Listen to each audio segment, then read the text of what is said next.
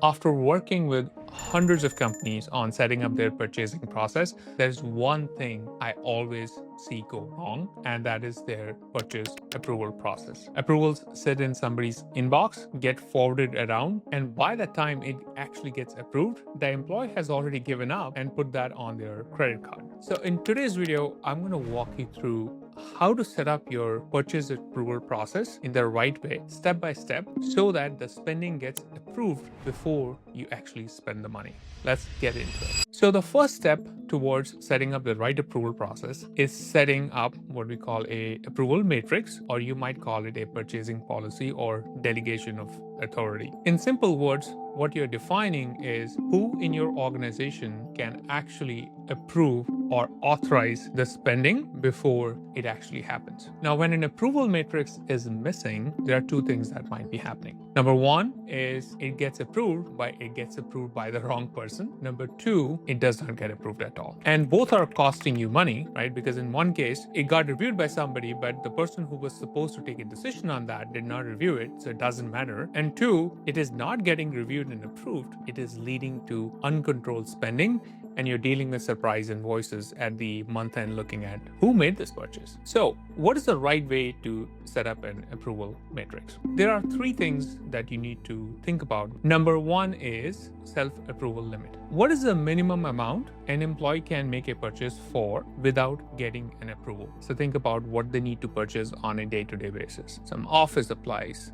maybe small software subscription, or they need to use a tool for, I don't know, $50 a month, whatever the case might be. So if you can set up an approval limit in such a way that they can spend that money without asking for approval, that's called self-approval limit. You can set it up to as low as $250. That is step number one. Step two, or which is tier two, is the department approval. So that could come from head of department, director, or VP finance, you name it. But typically you could just set it up in a way that anything between, let's say, $250 to $5,000 needs to be approved by the department manager so that they can review whether the purchase actually makes sense or should we just stop here. So that's number two. The step number three, which is tier three, is for purchase that is large in spend. So let's say anything over $5,000 should go to a CFO for approval or a VP of finance for approval. Now, a three-tier structure is a good way to start. But the key thing to keep in mind is this is just for example purpose, right?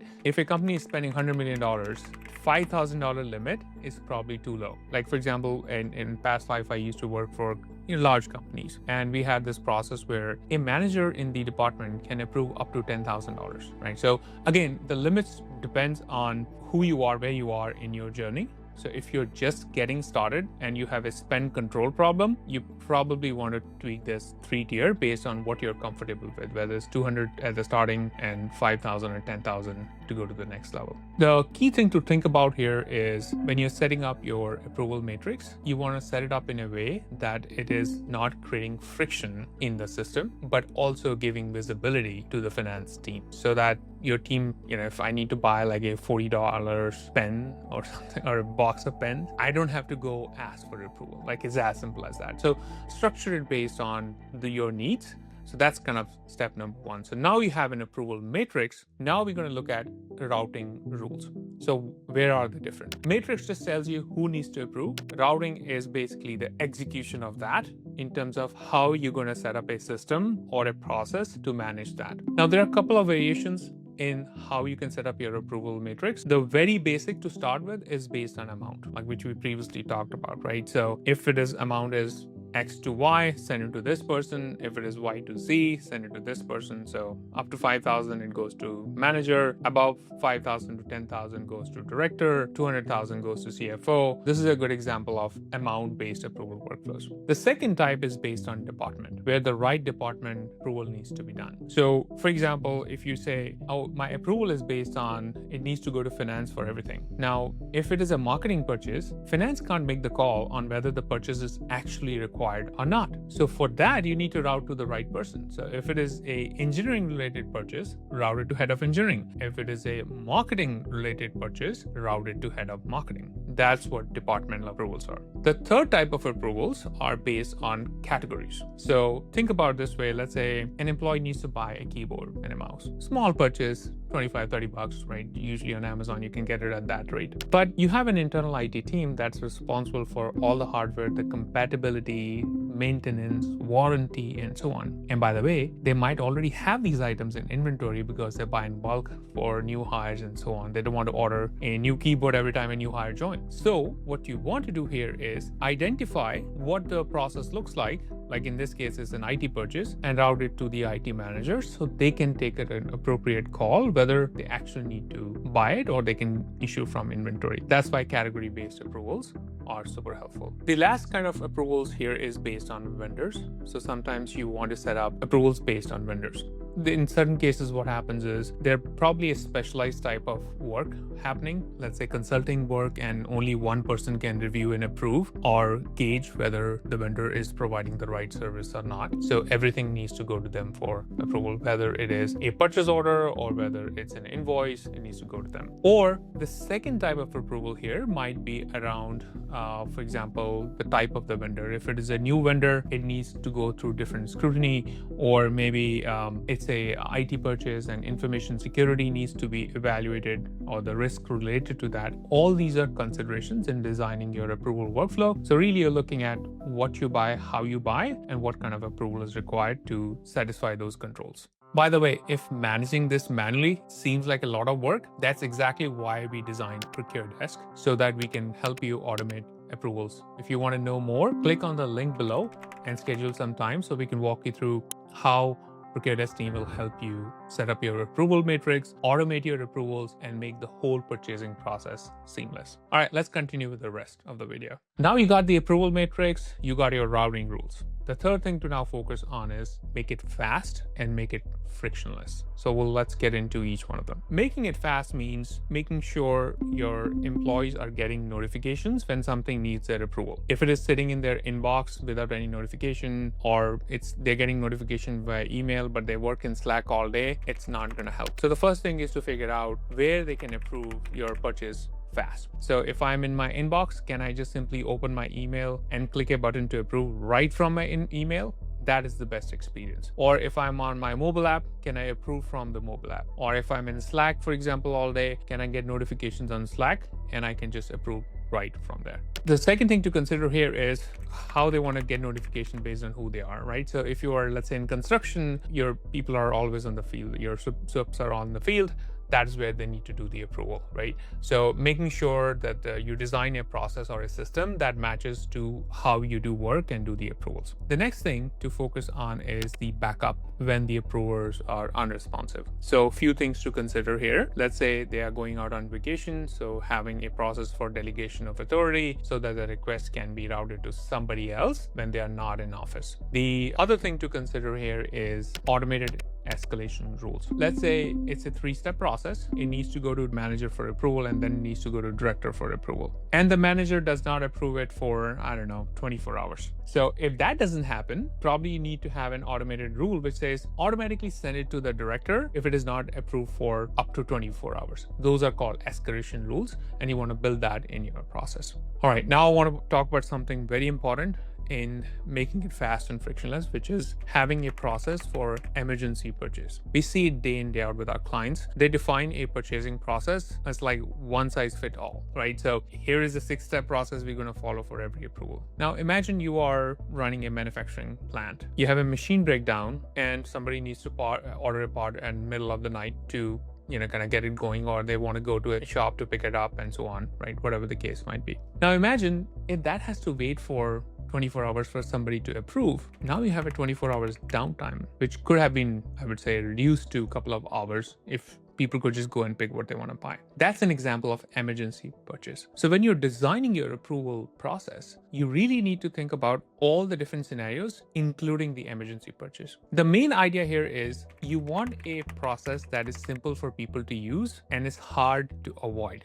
So the number one reason we see why people stop using purchasing processes or they don't follow, because they say, oh geez, I need this now and you're going to make me wait for 48 hours before I can get an approval. I need to get the work done. And they're right. So what you want to do is keep that in mind. A simple way to fix this could be if you use a system like ProcureDesk, you set up a flag and say this is an emergency purchase. So they're still putting that in the system, but it avoids all the approvals. They can make the purchase. And then that gives you enough data for you to kind of go look at it and say, are they actually emergency purchase or somebody being lazy, right? They're not following the process and they're waiting for the last minute. Irrespective, you gotta have a process for emergency purchase. And that is the most important thing when it comes to ensuring that you have adoption of a purchase approval process. All right, so now you have an approval matrix, you set up your routing rules, and you have made it fast and efficient. The fourth step in the process is to make sure you're tracking and improving your approval process. So let's talk about that. So what are the things you need to track? Number one is audit trail. When you set up your process on day one, right, you have certain assumptions in mind. Those assumptions may or may not be true because you're just kind of assuming few things. So you have to kind of evaluate again and again on whether that process is working or not the way you designed it. And the easiest way to check that is looking at the audit trail. Are people doing what you basically designed the system for? Are they taking shortcuts? Are there things that can further be improved? And it solves two purposes. Number one is it provides the audit trail for auditors. So when auditors comes through for control checks and so on, you are not searching your emails and trying to figure out when did we buy this, who bought it, what was the approval process it kind of went through, but you're actually going through a system and quickly figure out. Number two is when a vendor disputes something and say this was not paid or I was paid late, whatever the case is, you can actually go through the whole process, like a walkthrough of the process and figure out where the process broke down. Maybe let's say the vendor says, hey, I was not paid on time. And you go and look at your audit trail and you realize, oh geez, we never got the invoice 3 days back. So how are we supposed to process it, right? So those are the things where audit trail can help. And the second thing you want to track here is the spend visibility. And spend visibility, not just at how much are we spending with each vendor, but also what's the line level spend looks like. It's important for two reasons. One, you can actually start understanding whether the approval process is actually serving the purpose. Are people rejecting things that they should not be approving, or are they always approving no matter what? And it tells you two things, right? Whether people are paying attention to the approval process or they're just rubber stamping the approvals. So look for spend control from that perspective. The second is for finance work, right? So AP team need reports at the end of the month to close the month and process. Whether it is accruals for invoices that has been received, but you have not received the invoice from the vendor, or you have received the invoice but the product actually did not show up, right? So those are two common things that you need for accruals, or maybe there are invoices that you're forecasting to hit, but they haven't. So we're waiting for the invoice. Common for services or milestone-based work. Number three is you want to track the behavior. So what we see typically is when you set up approvals, people create multiple purchase orders, one after the other, to avoid the approval. Right? So let's say your approval says you can buy up to $500 without any approval, and they need to buy something for $1,000. They might just divide the quantity into 2 purchase orders, and then that way they can avoid the approvals. So what you want to do is run the report and say how many purchase orders are getting created in the system which are under the threshold of self-approval, and you can easily pinpoint errors or anomalies in terms of either A, whether it's a need of the business and that's why it's happening, or B, somebody's trying to circumvent the system. So keep a close eye on those things for behavior impact, right? How people are actually using the system and how are they trying to kind of circumvent it and so on. The other thing to look for, which I said before too, is how many emergency purchases that are happening within the process. So if you provide, which I highly recommend, you must have a process for emergency purchase, you can start reviewing those. People taking advantage of it, or they are really emergencies. Maybe then you need to look at what's going on in your operation. Other thing to look for is the average time an approver is taking in the approval cycle time. Here's a common objection we hear from an adoption standpoint. Geez, it takes so long. It used to be a very easy process. You made it difficult for me. And when that happens, what you should do is look at the cycle time report, which we have it in ProcureDesk, which kind of tells you exactly what's going on at each step. And what we understand or see in most cases, the observation is there's one person that is the constraint from an approval process. They either A, don't like to do approvals, or they do approvals once a week. So then you got to have a conversation with that person person is like, okay, we need to have a process. If you are not the one who can get in and do the approval, can you identify a proxy? Can you delegate that approval to somebody else who can take better actions? Or maybe those approvals need to go to somebody in or another department or directly to finance. You can figure all that out, but if you're noticing or tracking all that, it makes it very easy for you to go back and make adjustments to your approval process. Now, at this point, if you're thinking, geez, all this makes sense, but I don't want managing approvals my full-time job, then click on the link below to schedule a time with one of our product specialists. We'll walk you through how ProcureDesk can automate this entire process from right away from defining the approval matrix, setting up the routing rules, then making it fast and efficient using mobile approvals and email approvals, and then helping you track the efficiency of your approval process on an ongoing basis. Again, click on the link below to schedule some time with our product specialist. And if you want to know exactly how AI is changing procurement and how to survive from this day-to-day changes, check this video.